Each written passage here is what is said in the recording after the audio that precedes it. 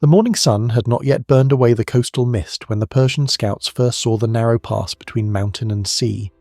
a place the Greeks called Thermopylae, the Hot Gates, named for the sulphurous springs that bubbled up from the earth nearby, their acrid steam mingling with the salt spray from the Malian Gulf. The year was 480 before the Common Era, and the greatest military force the ancient world had ever assembled was moving south through Thessaly, a vast organism of men and horses and supplies that stretched across the landscape like a living carpet, its edges blurred by distance and dust. At the head of this multitude rode Xerxes, king of kings, ruler of an empire that extended from the Indus Valley to the shores of the Aegean, a young man in his 30s who had inherited not only his father Darius's throne, but also his father's burning desire to punish the Greeks for their interference in Persian affairs, for their support of the Ionian revolt 2 decades earlier, for their impossible victory at Marathon 10 years past when vastly outnumbered Athenian hoplites had shattered a Persian landing force and sent the survivors fleeing back to their ships. Xerxes had spent 4 years preparing this invasion, marshalling resources from every corner of his vast domain, constructing a double bridge of boats across the Hellespont, where Europe met Asia, digging a canal through the peninsula of Athos to avoid the storms that had wrecked his father's fleet, assembling provisions at depots along the Thracian coast, gathering warriors from 46 different peoples according to Herodotus, each contingent bringing its own weapons and fighting methods, its own languages and gods. The Persians themselves, the empire's military aristocracy, wore flowing robes of many colours beneath their armour, trousers that the Greeks found effeminate, felt caps called tiaras, and they carried wicker shields, short spears, and powerful composite bows made of horn and sinew that could drive an arrow through a man at 200 paces.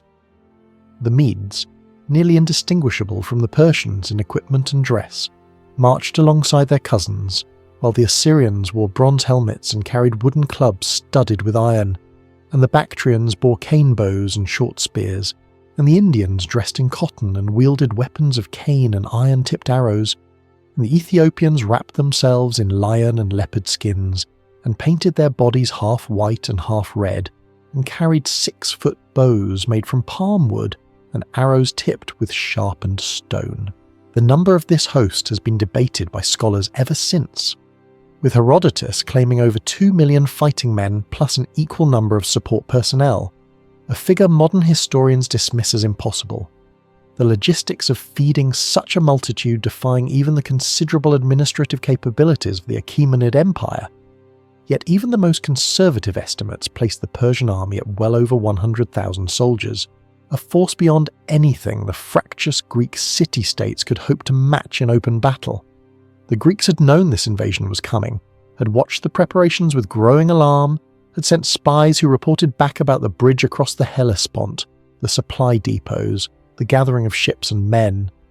In the autumn of 481, representatives from 31 Greek city-states had met at Corinth to discuss a common defence, an unprecedented gathering that temporarily set aside generations of petty conflicts and blood feuds, though many powerful cities remained conspicuously absent from this congress, having already decided to offer the Persian king earth and water, the traditional tokens of submission. The city-states that chose resistance faced an agonizing strategic dilemma rooted in Greek geography and politics. Athens, the wealthiest and most populous of the Greek cities, possessed the largest fleet, but had only recently discovered the silver veins at L'Orient that had funded this naval expansion, and the Athenian statesman Themistocles understood that their future lay on the water, that their wooden walls, as the Delphic oracle cryptically suggested, meant ships, not city fortifications. Sparta, the supreme land power of Greece, led a coalition of Peloponnesian states bound by mutual defence treaties, but Sparta's society was built on a precarious foundation of helot slavery, with the conquered Messenian population outnumbering their Spartan masters 7-1, requiring constant vigilance and the maintenance of a warrior elite whose entire existence revolved around military training and readiness.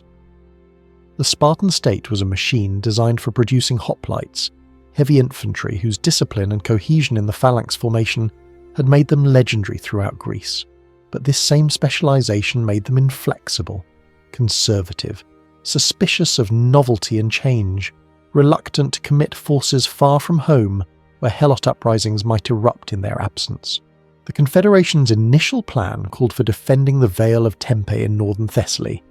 but when an expeditionary force arrived there, they discovered the position could be easily outflanked and that the local population's loyalty to the Greek cause was questionable at best, so they withdrew south to seek more defensible ground. The choice of Thermopylae emerged from desperate necessity rather than confident strategy. The pass itself was barely wide enough in places for a single wagon to travel.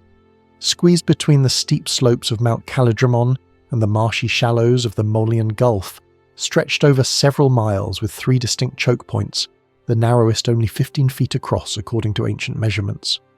Holding this position would prevent the Persian army from advancing into central Greece, while the main Greek fleet engaged the Persian navy at Artemisium,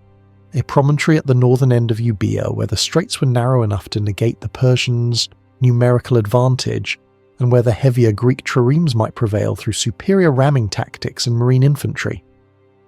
The twin battles at Thermopylae and Artemisium were conceived as synchronized operations, each dependent on the other, the fleet protecting the army's flank from amphibious assault, while the army prevented the fleet from being bypassed by land forces. Failure at either point would render the other position untenable and open central Greece to Persian conquest. In August of 480, as the Persian advance continued south,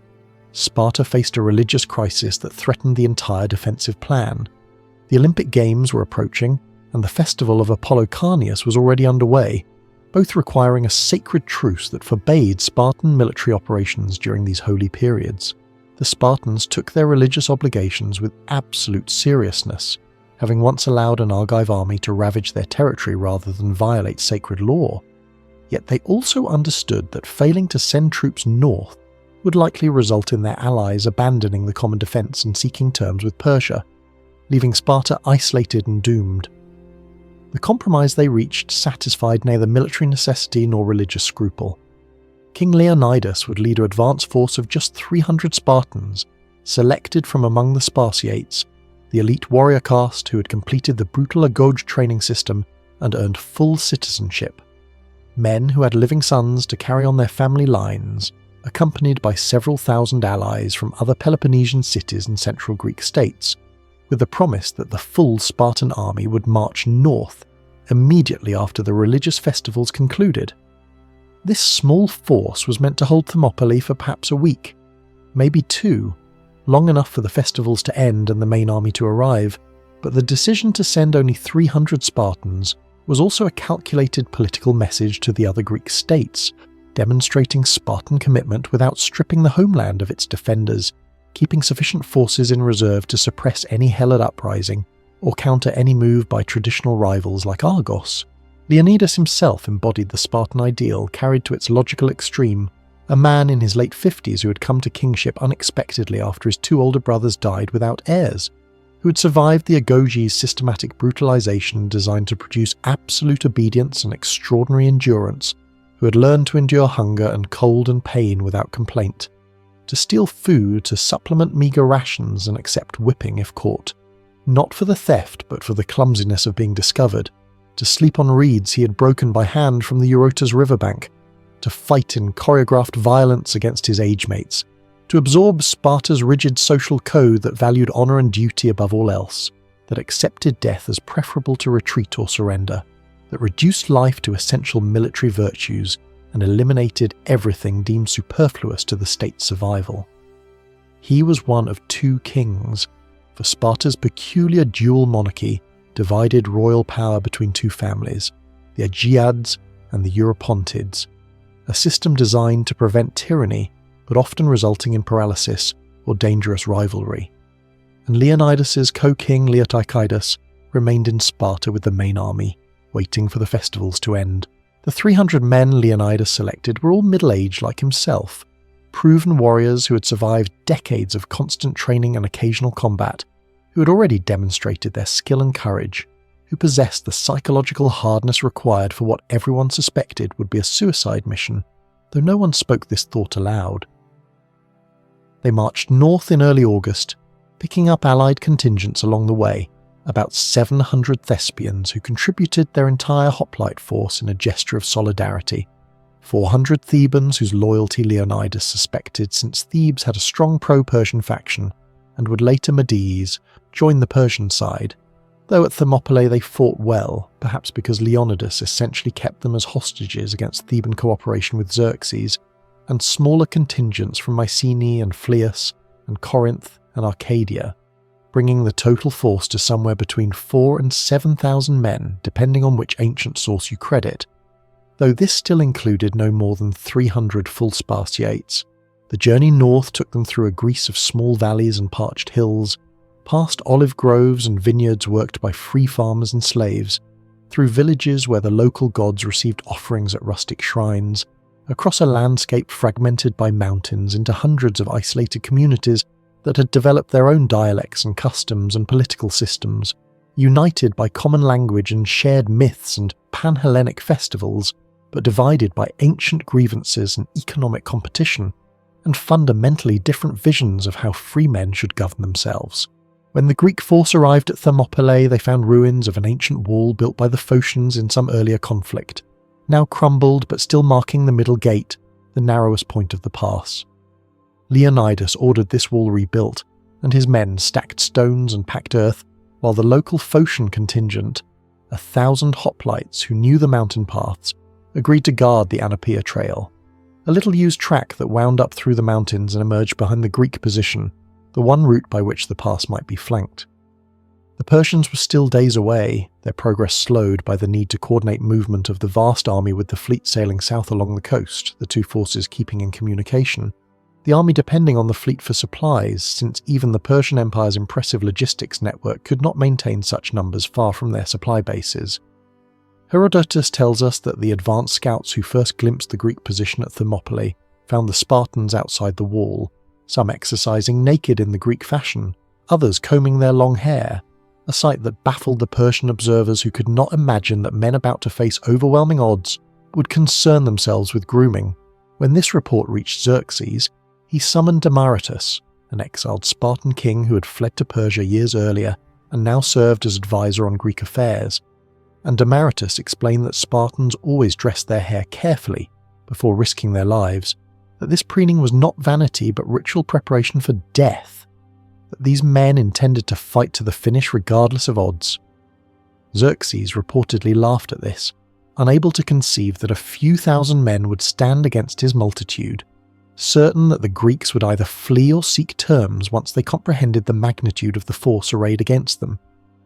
He waited 4 days, giving them time to reconsider, perhaps also allowing his army to concentrate and reconnoitre the position, and during this pause both sides prepared themselves in their different ways. The Persians established an enormous camp that sprawled across the plain south of the pass, a temporary city of tens of thousands of tents organised by ethnic contingent, with separate areas for cavalry horses and baggage animals, with armories and field kitchens and latrines, with the royal pavilion at the centre where Xerxes sat on his golden throne, attended by his immortals, the elite 10,000 Persian and Median troops who formed the king's bodyguard and assault force, so named because their number was always maintained at exactly 10,000, any man killed or disabled immediately replaced so that the unit's strength never diminished. These immortals wore the finest equipment, scale armour or quilted linen corselets reinforced with metal, ornate shields, spears with golden pomegranates decorating the butt spikes, and they represented the cream of Persian military aristocracy, men who had trained from childhood in the traditional Persian education system that emphasized 3 skills: riding horses, shooting bows, and speaking the truth. The Greeks, meanwhile, performed their own rituals of preparation, sacrificing to the gods and examining entrails for omens, sharpening spears and checking armour for weak points, talking quietly among themselves in the low tones of men who understood what was coming. The hoplite panoply each man wore represented a substantial investment, often passed down through generations, consisting of a bronze helmet that covered most of the face, leaving only eyes and mouth exposed, creating a claustrophobic tunnel vision and muffling sounds, a bronze or linen corselet that protected the torso,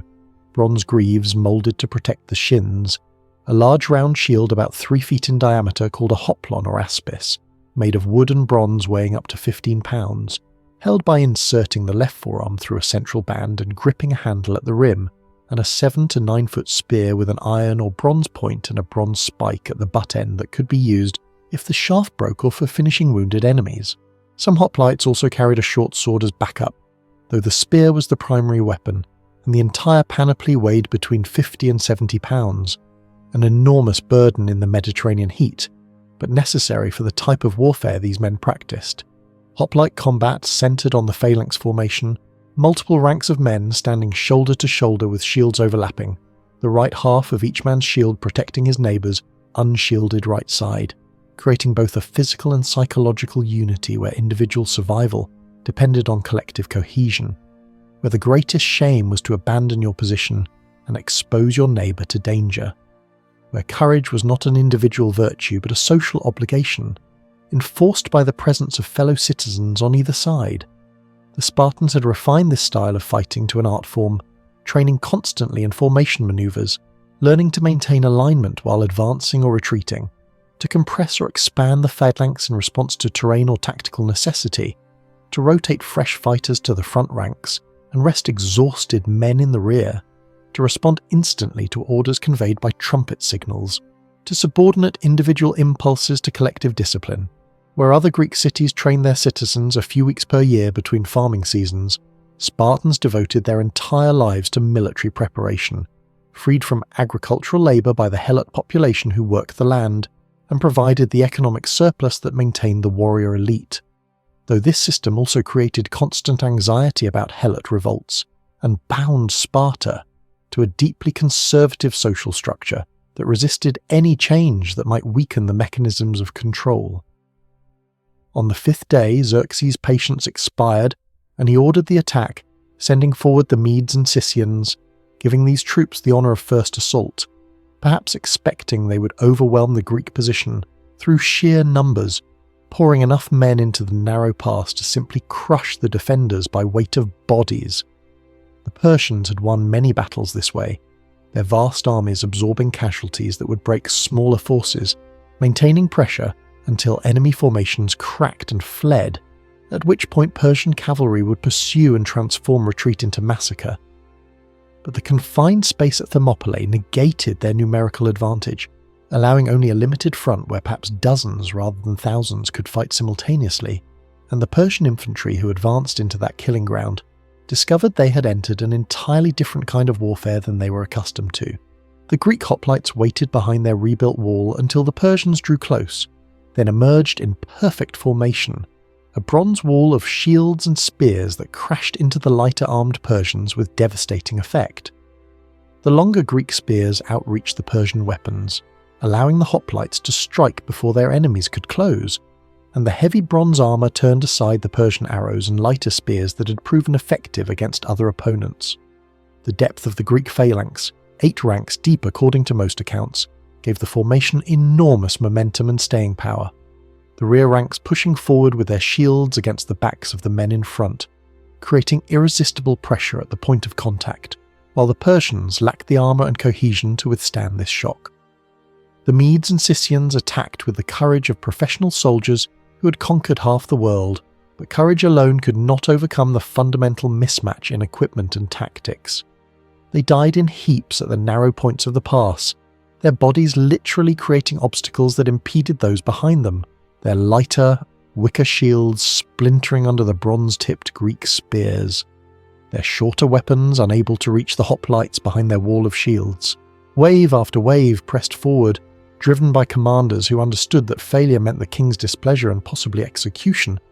but the Greeks held their ground, rotating fresh fighters forward as men tired, maintaining formation discipline even as their spears broke and they switched to swords, even as blood made the ground slippery and the August heat in their bronze armour became nearly unbearable. Ancient sources suggest that the first day's fighting lasted most of the daylight hours, that the Persians attacked repeatedly without success, that their casualties mounted into the thousands, while the Greeks lost relatively few men, protected by their superior armour and fighting from a position that prevented the Persians from using their favourite tactic of envelopment. As sunset approached, Xerxes ordered a withdrawal, his forces pulling back to camp to tend their wounded and cremate their dead, according to Persian custom, while the Greeks remained in position, exhausted but triumphant, having proven that Greek hoplites in favourable terrain could defeat vastly superior numbers. That night, both camps processed the day's events, drawing different lessons from the same battle. The Persians had expected an easy victory and instead suffered a humiliating repulse. Yet their army remained essentially intact, capable of absorbing these losses and attacking again, while Greek casualties, though lighter, represented a proportionally higher percentage of their smaller force and could not easily be replaced.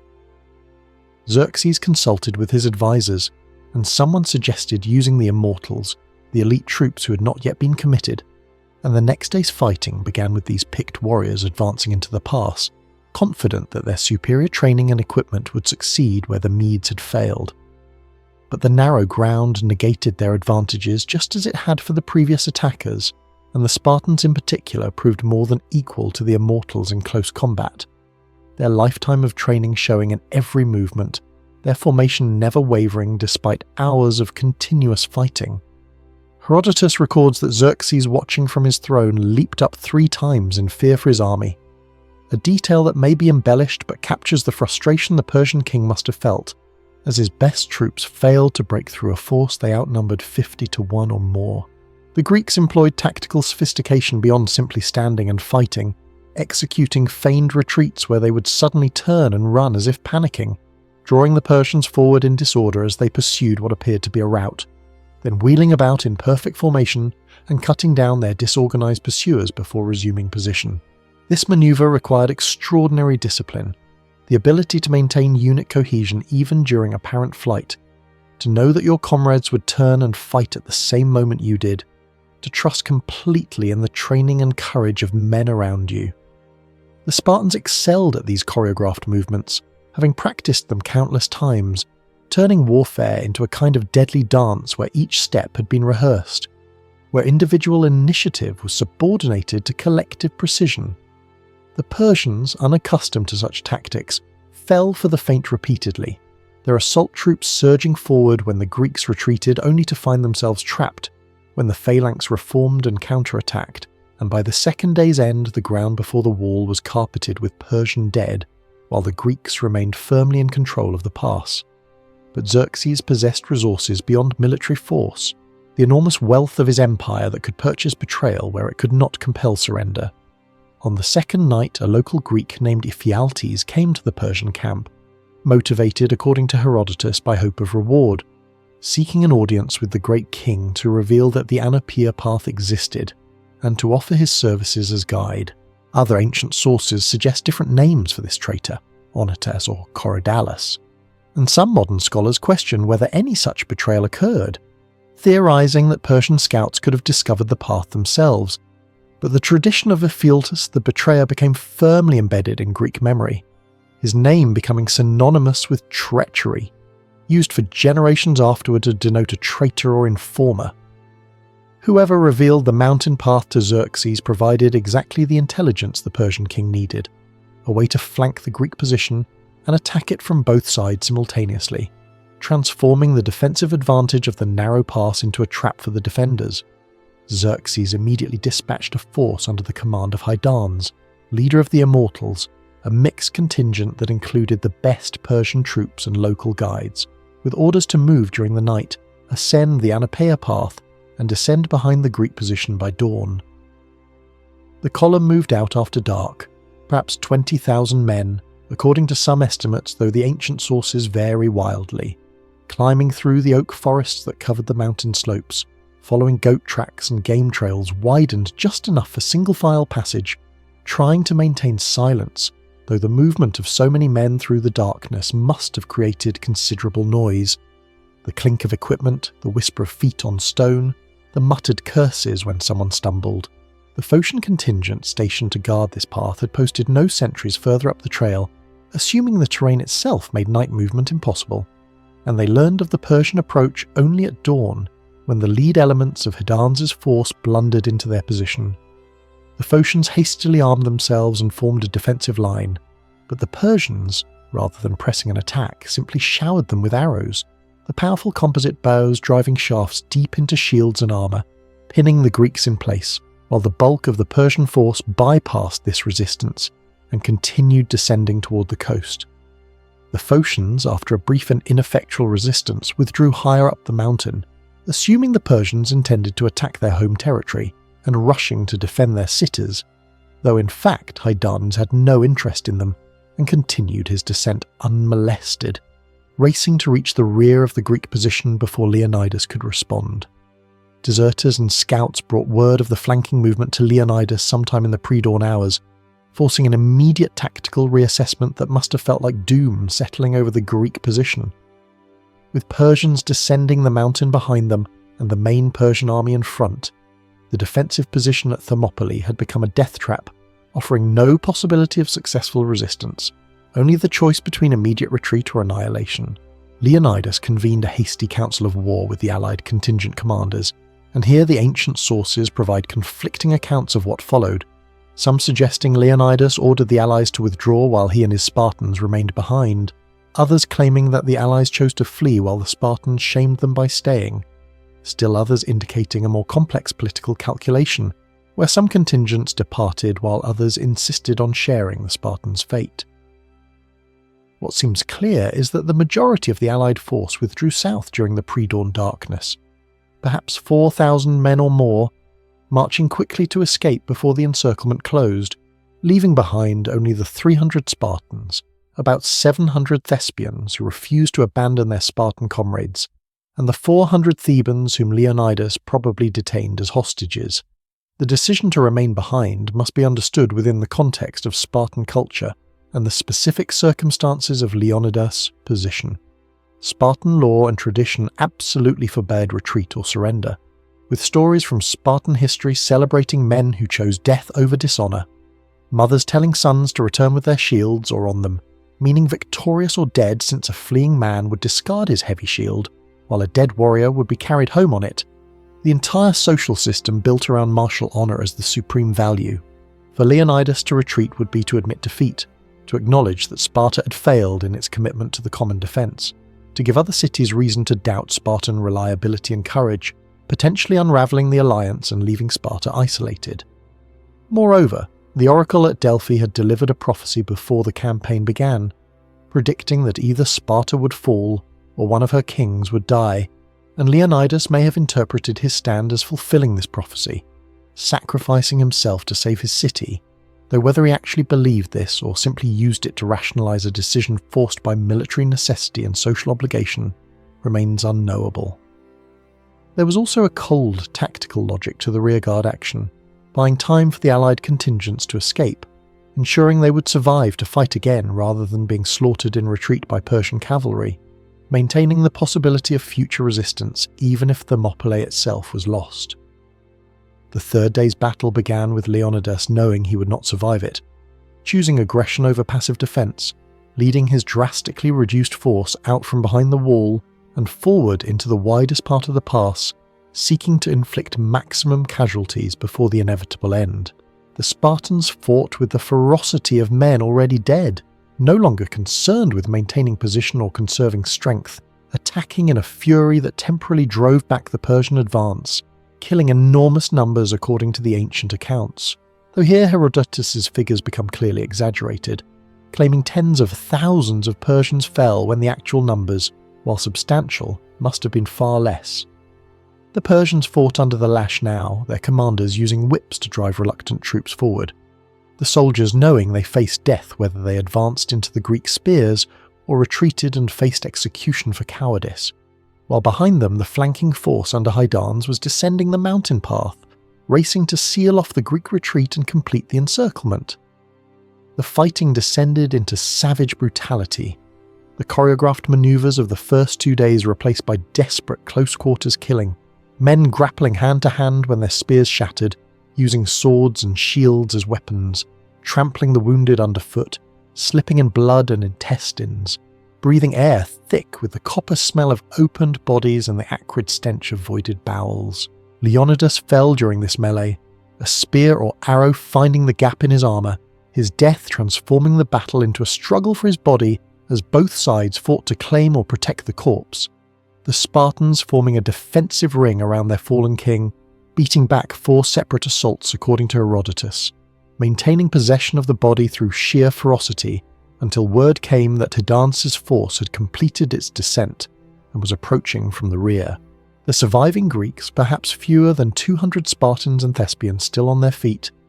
withdrew to a small hill near the wall, the highest ground available, forming a final defensive position as Persians closed in from both sides. They fought now with swords and bare hands, their spears all broken, their shields split and useless, reduced to animal desperation, biting and clawing when their weapons failed, while the Persians surrounded them completely and poured in arrows from safe distance, the composite bows finally proving their worth as they rained death from beyond spear range until every Greek defender lay still. The Thebans at some point during this final struggle surrendered, coming forward with raised hands according to Herodotus, claiming they had been forced to remain against their will, and Xerxes accepted their submission, though he ordered them branded with the royal mark as a reminder of their initial resistance, a detail that may reflect later anti-Theban bias in Greek sources,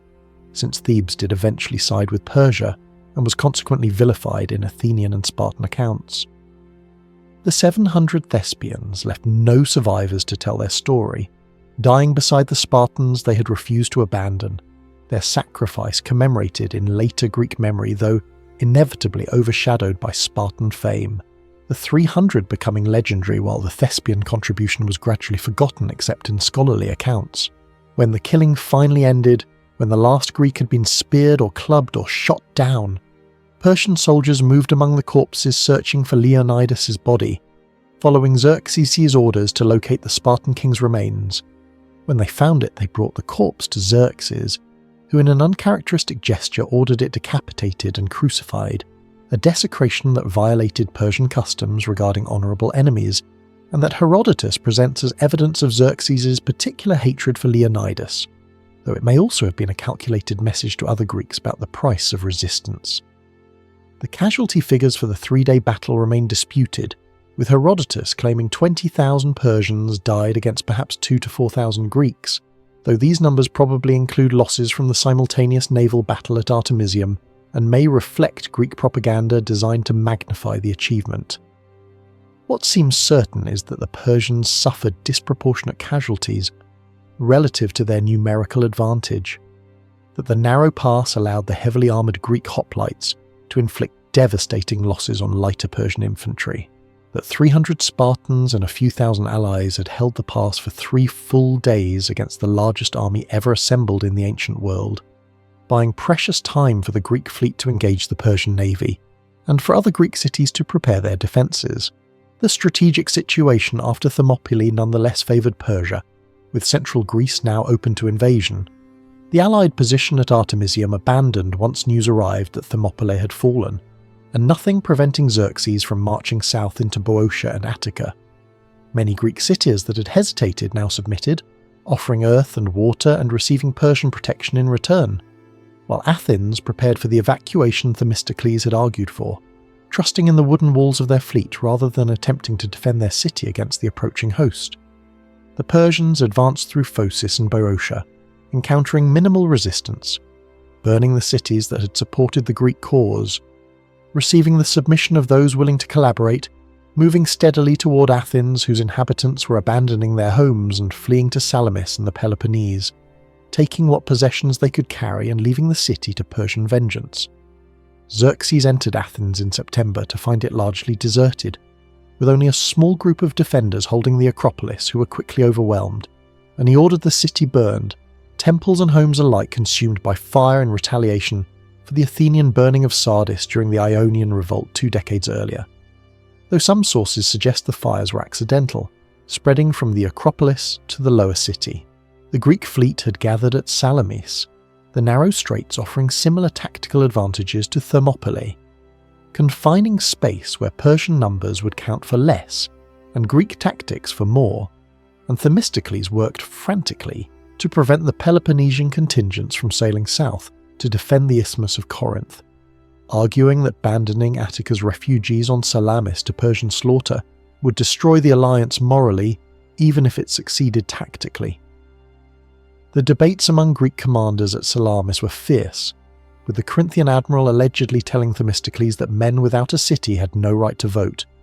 to which the Athenian supposedly replied that Athens with 200 ships was a greater city than Corinth with 40, and that if the Peloponnesians abandoned Salamis, the Athenian fleet would sail to Italy and found a new city there, leaving the rest of Greece to its fate. Xerxes, meanwhile, faced his own strategic dilemmas. His supply lines stretched dangerously far from their bases in Asia, the autumn weather approaching when storms would make naval operations increasingly hazardous, his army consuming vast quantities of food that local sources could not sustain indefinitely, requiring continued support from the fleet, which itself needed to return to protected harbours before winter gales made the Aegean impassable. The Persian king needed a decisive victory before the campaign season ended, needed to destroy the Greek fleet and force the surrender of the remaining resistant cities, and Themistocles understood this urgency and exploited it, sending a trusted slave to Xerxes with false information, suggesting that the Greek fleet was preparing to scatter, that the contingents would flee if attacked immediately, encouraging the Persian king to order his fleet into the narrow waters of Salamis, where Greek triremes rammed and sank dozens of Persian vessels in a chaotic melee that lasted all day and ended with the Persian fleet in flight. Its Egyptian and Phoenician squadrons shattered, its numerical advantage squandered in confined waters where superior Greek seamanship and heavier ships dominated. The Battle of Salamis in late September of 480 fundamentally altered the strategic balance, demonstrating that Persian naval power could be defeated, cutting Xerxes' supply lines, forcing the great king to return to Asia with much of his army, leaving behind a still formidable land force under the general Mardonius to winter in Thessaly and renew the campaign the following spring. The fighting would continue for another year, culminating in the Battle of Plataea in 479, where a united Greek army under Spartan command defeated Mardonius and broke Persian power in Greece forever. But the 3 days at Thermopylae had already achieved something beyond their immediate tactical result, creating a myth of resistance that would sustain Greek morale through the dark months of Persian occupation, demonstrating that the invaders could be fought and hurt and delayed even when they could not be stopped, providing an inspirational narrative that Greek poets and historians would elaborate for generations. The Spartans buried their dead where they fell, erecting a stone lion over Leonidas' grave and inscribing epitaphs that became famous throughout the Greek world, the most celebrated written by the poet Simonides in elegiac couplets, telling passers-by to go tell the Spartans that their soldiers lay here obedient to their laws, a sentiment that perfectly captured the Spartan ethos of absolute obedience to state and custom, the subordination of individual survival to collective duty. Later, Greek travellers would visit the site and see the monuments, would read the inscriptions and hear the stories, would reflect on the defenders' courage and the price of freedom, and the battle would be incorporated into the broader narrative of Greek identity that distinguished Hellenic liberty from Oriental despotism, free citizens choosing to fight for their homeland versus subject peoples compelled to serve their master. This interpretation emerged almost immediately after the battle, with Herodotus presenting Thermopylae as exemplifying the fundamental difference between Greek and Persian political systems, the Greeks fighting fiercely because they chose to defend their own cities under their own laws while the Persians required whips to drive them into battle, serving a king whose word was absolute and whose subjects had no rights or freedoms worth defending. Modern historians recognize this as propaganda that oversimplifies both Greek and Persian societies, ignoring the slavery and inequality within Greek cities while caricaturing the Persian Empire's sophisticated administrative system and its relatively tolerant treatment of subject peoples. Yet the propaganda proved extraordinarily powerful and durable, shaping Western civilization's self-conception for millennia afterward, providing a foundation myth for the idea that free societies would outfight tyrannies despite material disadvantages. The historical reality was considerably more complex, with Greek cities practicing various forms of oligarchy and democracy that excluded most residents from political participation, with slave populations substantially outnumbering free citizens in many polis, with Sparta itself representing a militarized society built on helot oppression that bore little resemblance to modern ideals of freedom. while the Persian Empire, for all its autocratic structure, permitted remarkable cultural and religious diversity, and often governed its territories more leniently than Greek cities ruled their own subject populations. The 300 Spartans who died at Thermopylae were products of a social system designed to produce military excellence at tremendous human cost. Children evaluated at birth and discarded if they appeared weak. Boys removed from their families at age 7 to begin the agog training that would either kill them or transform them into hoplites. Young men subjected to ritual violence and systematic deprivation that by modern standards would constitute criminal abuse. Adults living in barracks and eating communal meals rather than with their families, their entire existence structured around military readiness, denied participation in trade or crafts or any productive activity beyond war and training for war, sustained economically by helot labour, extracted through systematic terrorism, including the Crypteia,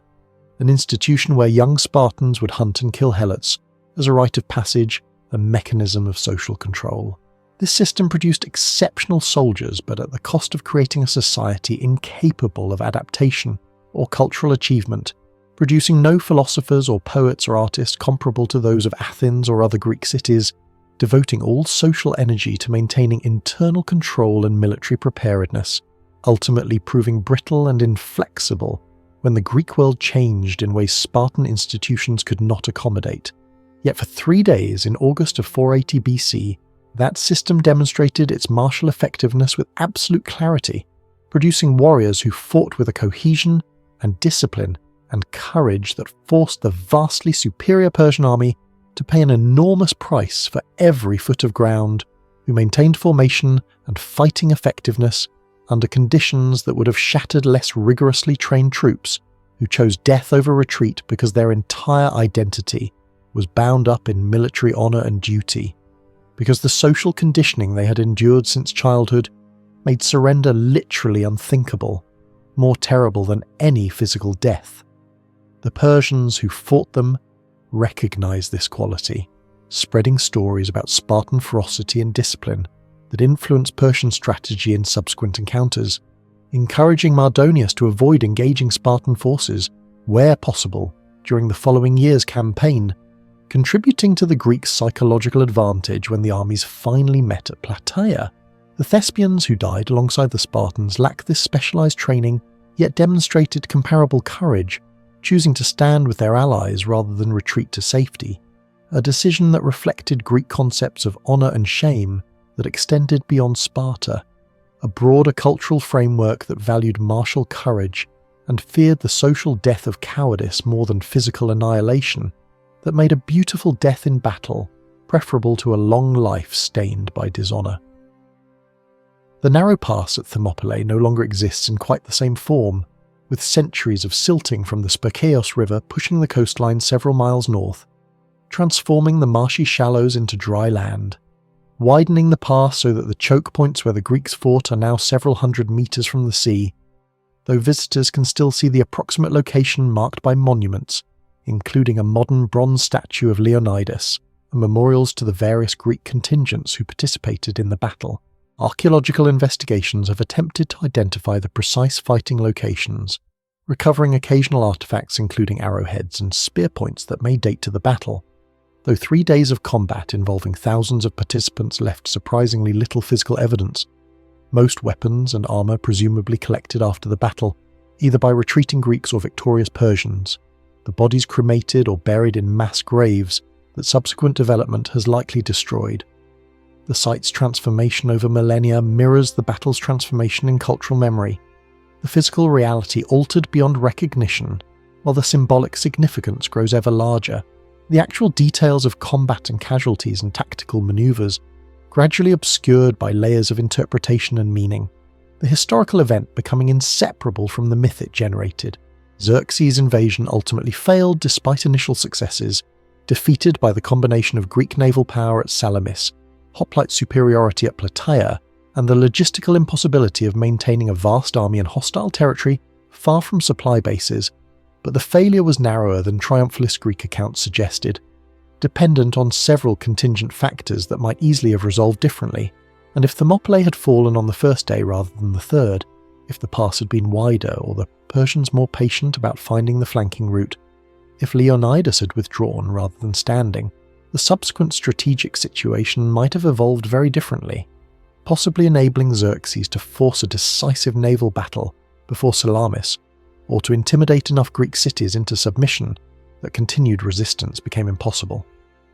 The 3-day delay imposed significant costs on the Persian campaign, consuming supplies and time, demonstrating that Greek resistance could exact a high price even in defeat, encouraging other cities to continue fighting rather than submit, buying time for diplomatic negotiations and military preparations and evacuations that proved crucial in subsequent battles. Whether this justified the sacrifice of over 1,000 Greek lives, including 300 of Sparta's precious warrior elite, remains a question that cannot be answered objectively, depending on whether one values the lives immediately lost against the strategic benefits gained and the longer-term cultural impact of the resistance. The battle's immediate aftermath saw recriminations and accusations among the Greeks,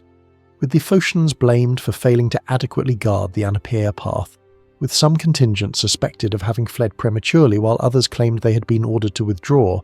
with debates about whether Leonidas had chosen to stay or been trapped by circumstance.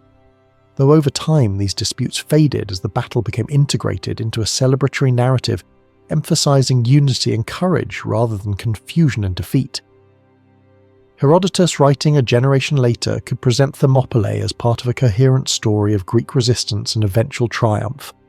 though his account still preserves hints of the chaos and disagreement that characterized the actual events, the competing agendas and mutual suspicions that nearly destroyed the alliance even as it fought for survival. Later, Greek writers would further mythologize the battle, emphasizing Spartan courage while downplaying the contributions of other contingents, incorporating invented speeches and heroic details that became inseparable from the historical record, until separating fact from legend became nearly impossible, a process that continues in modern popular culture where films and novels present highly dramatized versions that preserve the broad outlines while inventing freely about specifics. The strategic importance of heavy infantry fighting in close formation, demonstrated so clearly at Thermopylae, would shape Greek and subsequently Roman military practice for centuries, with the phalanx remaining the dominant tactical system until the rise of Macedonian pike formations and eventually the Roman legion. But the specific conditions that made Thermopylae possible, the narrow pass that negated numerical superiority and prevented cavalry operations, were unique enough that the battle offered limited tactical lessons for other contexts, serving more as inspiration and symbol than as practical military model. The Spartans themselves drew characteristically conservative lessons from their victory and defeat, seeing confirmation that their training methods and social system produced superior warriors, reinforcing their commitment to the agoge and the communal mess and the helot system that supported them, becoming if anything more rigid and inflexible in their determination to preserve the institutions that had created the 300. This rigidity would ultimately prove disastrous as the Greek world evolved, with the Spartan citizen population declining steadily, falling from perhaps 8,000 Spartiates in 480 to fewer than 1,000 by the mid-4th century, as the brutal selection process and constant warfare took their toll, and the state proved unable or unwilling to modify its exclusionary citizenship rules to replenish its military elite, until Sparta ceased to be a major power despite its legendary reputation. For Persia, the failure in Greece represented an unusual setback but not a mortal blow, with the Achaemenid Empire continuing to dominate the Near East for another century and a half until Alexander the Great's conquest, maintaining control over vastly richer and more populous territories than tiny Greece, suffering far more from internal succession conflicts and administrative decay than from Greek military resistance, though the defeats at Salamis and Plataea did establish limits to Persian expansion westward and encouraged the Ionian cities to rebel again eventually, while demonstrating that even the great king's power had boundaries. The Persian perspective on Thermopylae is largely lost to us, the surviving sources all Greek or written much later under Greek cultural influence, though presumably Persian accounts existed at the time, official records maintained by imperial scribes, reports sent back to Persepolis detailing the campaign's progress, but these documents perished in the fires that consumed the Persian capitals,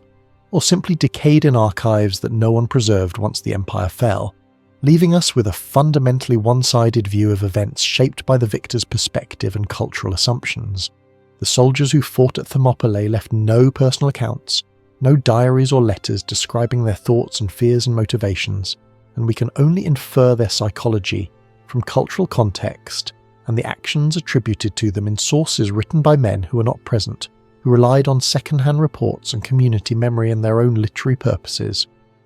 What did those 300 Spartans think as they watched the Allied contingents march south in the pre-dawn darkness of the third day,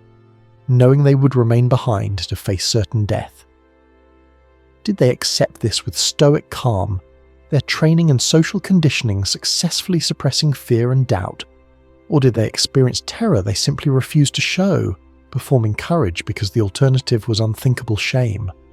Did the Thespians who stayed, despite having the option to leave, feel pride in their choice, or creeping horror as they realized they had committed to dying for an alliance that was already fracturing, for a defense that had already failed? Did the youngest of them, men perhaps in their 20s, think about children they would never father, futures they would never experience, or did the immediate demands of combat crowd out such reflections? These questions admit no certain answers, the interior lives of men dead for over 2,000 years remaining forever inaccessible, though the fact that we continue asking them suggests something about how the battle continues to resonate, its human dimensions compelling attention even when the strategic and tactical details have been exhaustively analysed.